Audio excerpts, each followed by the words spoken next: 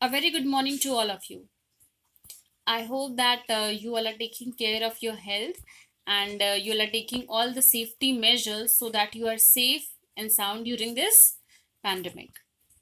This is the first part of the video in which we will be discussing about the doubts, the questions that you have asked in the comment sections on YouTube.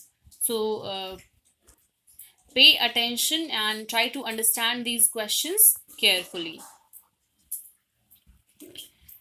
First question that we are going to discuss is from exercise 6.2, question number 3. If two lines are parallel, then prove that any pair of bisectors of their alternate angle is also parallel. Question कह रहा है कि अगर कोई दो lines हैं जो कि आपस में पैरेलल हैं, तो हमें प्रूव करना है कि उनके जो अल्टरनेट एंगल्स हैं उनका बाइसेक्टर जो होगा वो भी आपस में पैरेलल होगा. चलिए देखते हैं कि हम इस क्वेश्चन को कैसे सॉल्व करेंगे. क्योंकि हमें दिया हुआ है कि दो लाइंस आपस में पैरेलल है, तो मान लेते हैं कि जो दो लाइंस आपस में पैरेलल हैं वो है ए बी और C D. Let A B parallel to C D और टी एक ट्रांसवर्सल है जो कि इसको कट करता है, ए बी को पी पे और सी डी को क्यू पे. तब जो क्योंकि दोनों पैरेलल लाइंस और ये एक ट्रांसवर्सल है, तो हमें पता है पैरेलल लाइन की प्रॉपर्टी से कि ऑल्टरनेट एंगल्स इक्वल होते हैं. तो एंगल ए पी क्यू और एंगल पी क्यू डी ये आपस में बराबर होंगे. क्यों? अल्टरनेट इंटीरियर एंगल्स हैं इसलिए. अब हम क्या करेंगे, कंस्ट्रक्शन करेंगे. क्वेश्चन में कह रहा है कि जो अल्टरनेट एंगल्स हैं उनके बाइसेक्टर जो होंगे वो हमें प्रूव करना है कि आपस में पैरेलल होंगे.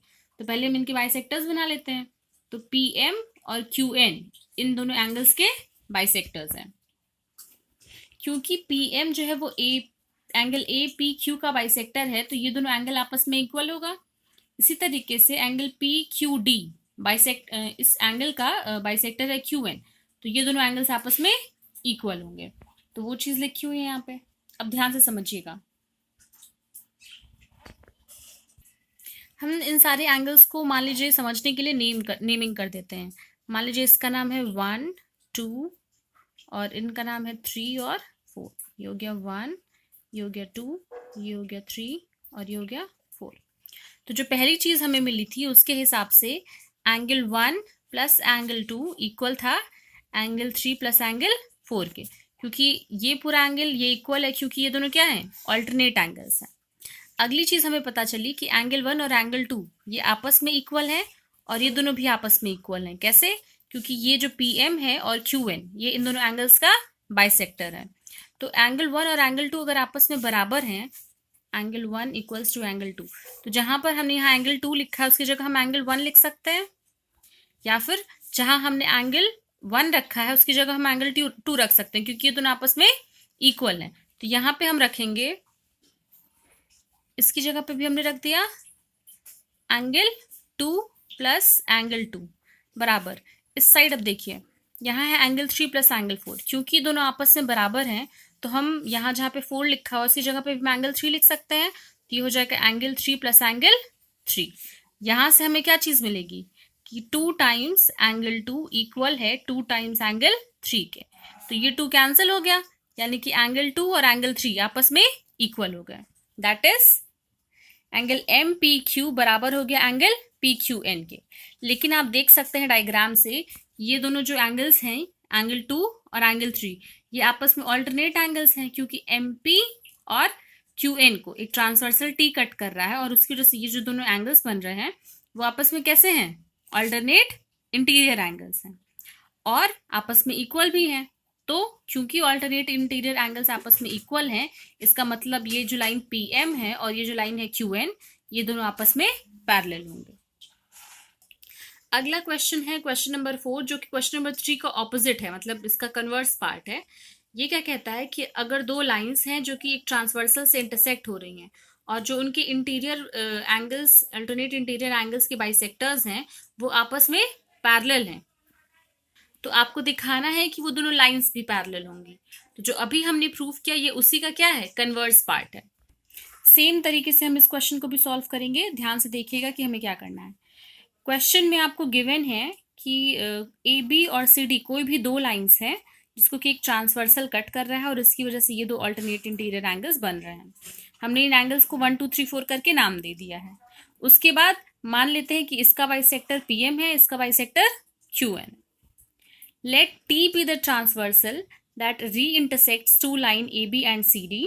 ये T है वो ट्रांसवर्सल, और मान लेते हैं कि ये जो है वो क्या है, बाइसेक्टर्स हैं। इस तरीके से कि क्वेश्चन में गिवन है कि PM और QN आपस में पैरेलल हैं। तो अगर ये दोनों आपस में पैरेलल हैं और T ट्रांसवर्सल है, तो एंगल APM,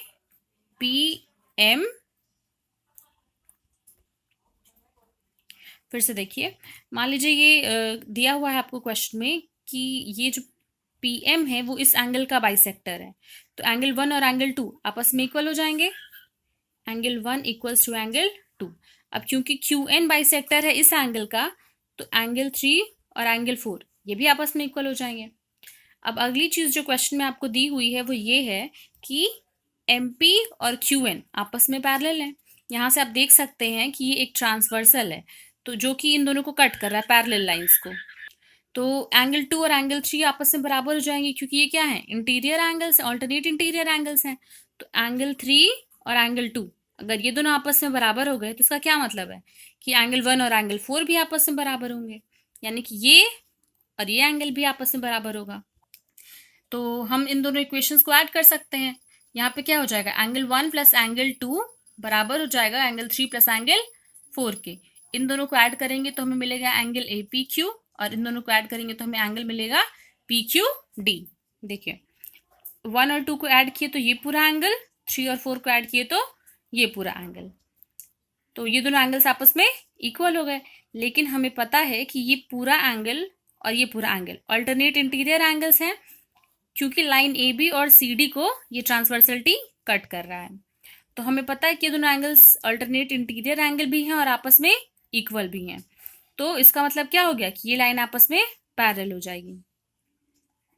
जो हमने डेफिनेशंस पढ़ी थी अल्टरनेट इंटीरियर एंगल्स की, या फिर जो कि अगर कोई पैरेलल लाइन है दो और उसको कोई ट्रांसवर्सल कट करता है तो उससे जो एंगल्स बनते हैं, तो मान लीजिए हमने पढ़ा था कि अल्टरनेट इंटीरियर एंगल्स जो है वो क्या हो जाती हैं, इक्वल हो जाती हैं अगर लाइंस पैरेलल हैं। इसका कन्वर्स पार्ट भी ट्रू होता है, यानी कि अगर वो दोनों एंगल इक्वल है, अल्टरनेट इंटीरियर एंगल इक्वल है, तो वो लाइंस भी आपस में क्या हो जाएंगी, पैरेलल हो जाएंगी। तो उसी कंसेप्ट से ये क्वेश्चन प्रूव हो जाता है। अगला क्वेश्चन है क्वेश्चन नंबर 15 इसी एक्सरसाइज का 6.2 का। इस डायग्राम में आपको L और M दो लाइंस दी हुई हैं जो कि आपस में पैरेलल हैं, T ट्रांसवर्सल है, जो कि लाइन L को P पे और लाइन M को Q पे कट कर रहा है।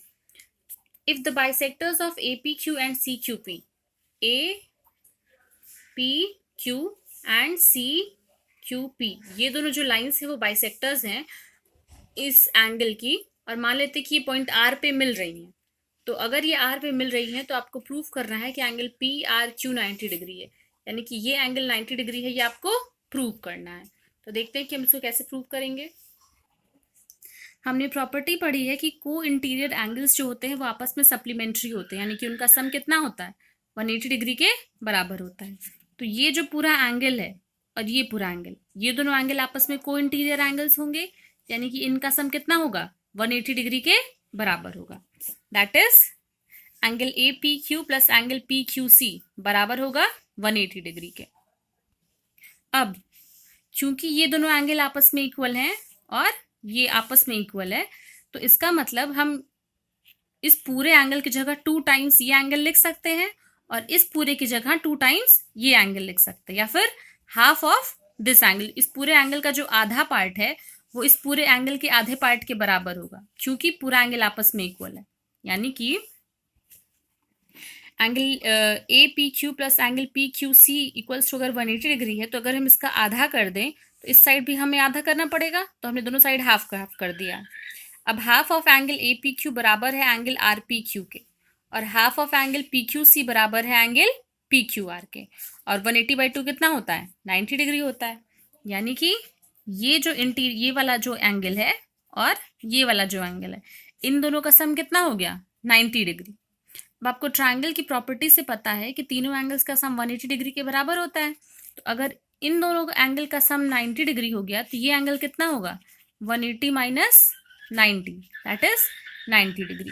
तो हमने प्रूव कर दिया कि एंगल PRQ क्या है, 90 डिग्री के बराबर है।